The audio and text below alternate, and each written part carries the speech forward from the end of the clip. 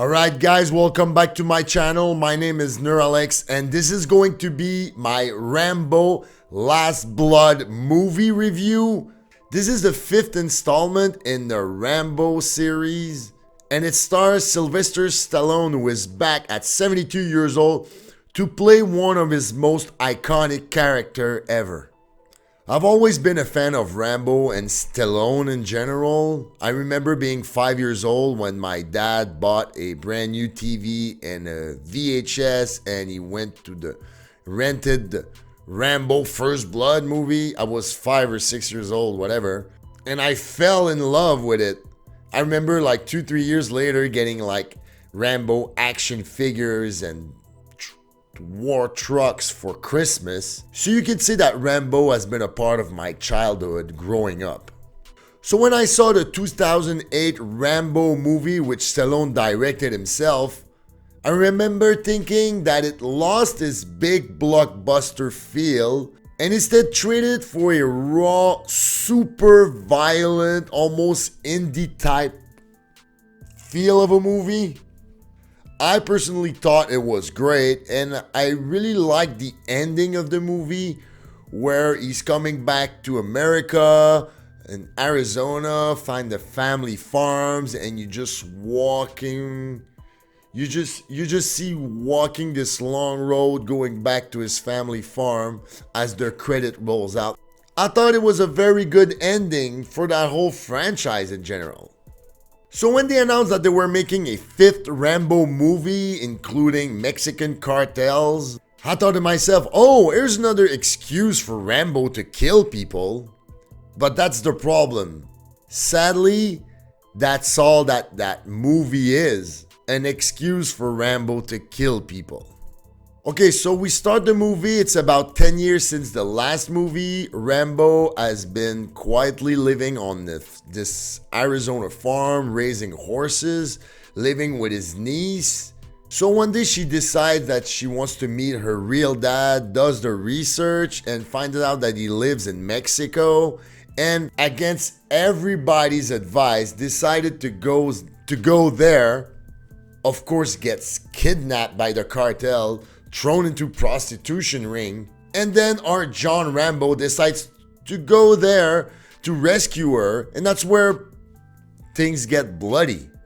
Okay, for starter, the first act of this movie is so cliche. I mean, Stallone doesn't even know if he's in a Rambo or Rocky movie, it feels. On one side, I was not really caring about it because I'm like, okay, they're just building a big bloody showdown carnage at the end of the movie. Yeah, I just want to say in that first act, there's a scene where the girl is actually driving her car, thinking if she's gonna go to Mexico or not against John's advice. And it's a scene where she's filmed in the car with a fake background. Like, I did not know in 2009 you could do such cheap background car riding scenes. I mean, it felt almost like a parody. It's not even TV standard. Okay, before I go into spoilers, I just want to say that the directing is so poor and so uninspired. It's like they made a list of what they wanted to have in the movie, or Stallone made a list and the director just went, okay, we need this, check. Okay, what's next? This, check. Okay, what's next? This, check. Like, no care at all. The music felt also cheap. Like, the music from the original Rambo movie is moving. It has something special. And it feels like he's just taking those themes back and just cheaply, randomly throwing them around, trying to do a cheap new version out of it. It's some bad low-level production. Barely deserves to be on a streaming channel, to be honest. Okay, are you guys ready? Spoilers! Spoilers! Spoilers, like, you know. So first of all, that girl is so dumb. It's so cliche and so dumb that she still went to Mexico after everybody told her not to go. I mean, I know teenagers are rebels and everything, but like, Really, you went to Mexico to find your real dad who left you with your dying mother when you were young? Like, what the hell? Really? Ugh. Ugh. Like, it was obvious she was going to get caught. Like, to the point, like, I almost thought she deserved it. Ugh. Ugh. That's so bad. I know they were building for a final bloodbath or something at the end of the movie. There's a scene where he's trying to convince her not to go to Mexico. And he's telling her, there's nothing good for you there. And he's not a good man. You don't know how black a man's heart can get. She looks at him saying, oh, but you've changed. And he responds, which is actually the only good quote from that movie. I'm just keeping a lid on it. Which was good. It would have been a good premise. But I felt like when he finally let loose, instead of really committing to a PTSD, traumatized ex-soldier like he's supposed to be, they just went for like easy graphic violence just for the sake of it. It's like a bad horror movie sequel. Don't get me wrong, if you go to watch that movie to see some violent stuff, you will get some violence. The problem is the violence kind of there for nothing almost. It feels like it's a movie like they never committed to what it really wanted to be. Like there's a scene he talks with a journalist who helped her find the address of the cartel and find her niece and everything. And he tells her, I want them to feel what I feel. I want revenge. At that point, like nothing was committed. I would have gone full psycho with the darkest music and have the journalist like scared of him. But like they did not commit at all. It just when she was just like, yeah, I understand. He's a psychopath. Whatever. So he tries to save her, it fails, he gets beat up and carved on his face with a mark, and then the bad guy tells him, I'm gonna keep you alive, and you're gonna end your whole day thinking about how I'm gonna torture her now, because like now you did this, I'm gonna get personal on her.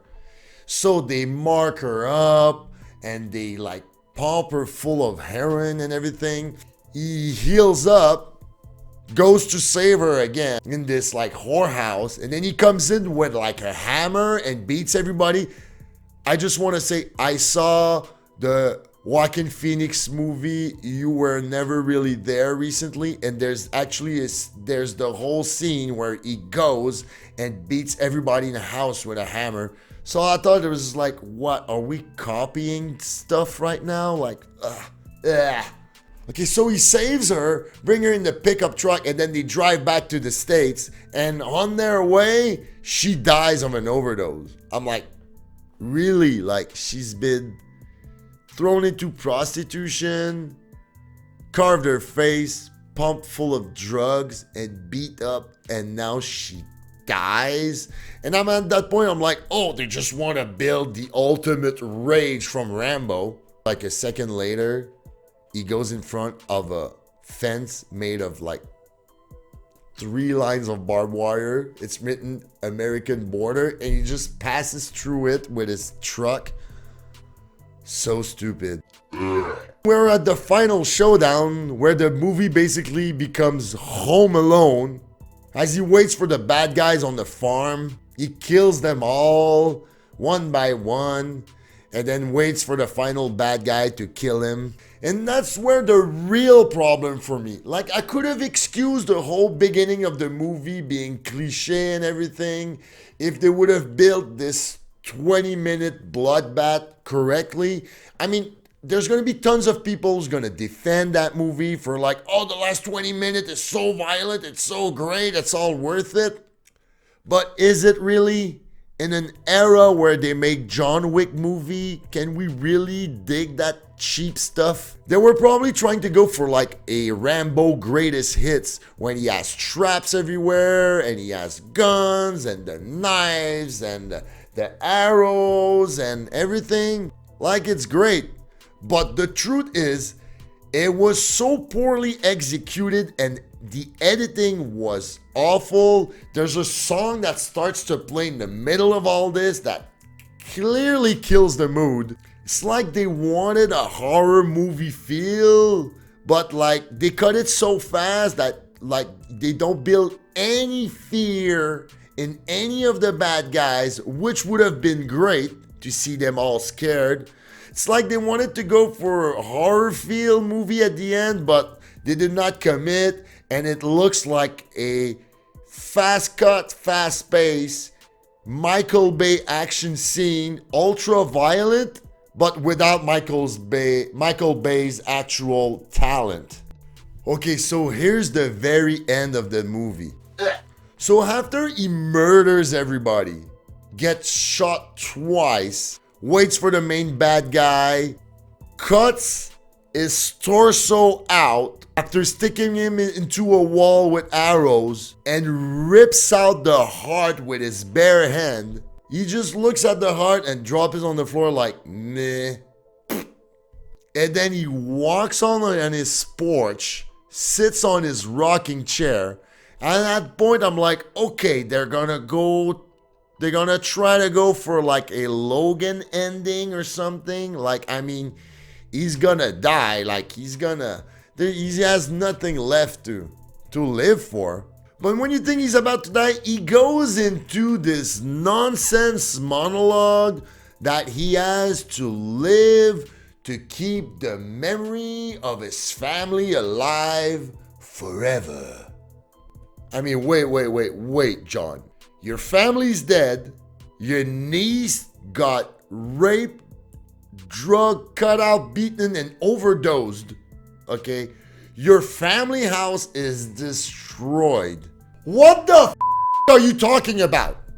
Like, that's basically it. Imagine if Logan ended where the little girl died and then he decided just to live miserably forever. And then you go into this montage during the credits of all the footage from old Rambo movies. And that's where you realize, like, oh, those old movies actually were really well made and were really good. It just makes you compare to what kind of crap you've just witnessed. And then the very last shot, you see Rambo riding on the sunset on a horse. He's bleeding to death, by the way. Like, riding on the sunset like a good cowboy movie ending in slow motion. It makes no sense. It makes no sense. The more I think about it, the angrier I'm getting. It's so sad to see Sylvester Stallone at 72 or something years old, still jacked, still looking badass, still looking like he could pull some good movie off, but then he stars in a sequel that we did not need with its C-level directing. It's almost like a parody version of what he used to do. And it's frustrating because when you see the latest Die Hard's movie, you can clearly see that Bruce Willis doesn't give a shit anymore. But then you watch this thing and you're like, oh my god, Sylvester Stallone can still pull it off. But then he's in the cheapest, worst, barely streaming level worthy type of 80-minute mess. It's not good. It's not good. Just please wait for that movie to be hitting Netflix or something and go see Ad Astra instead. But yeah, that was my Rambo Last Blood movie review / rant, I guess.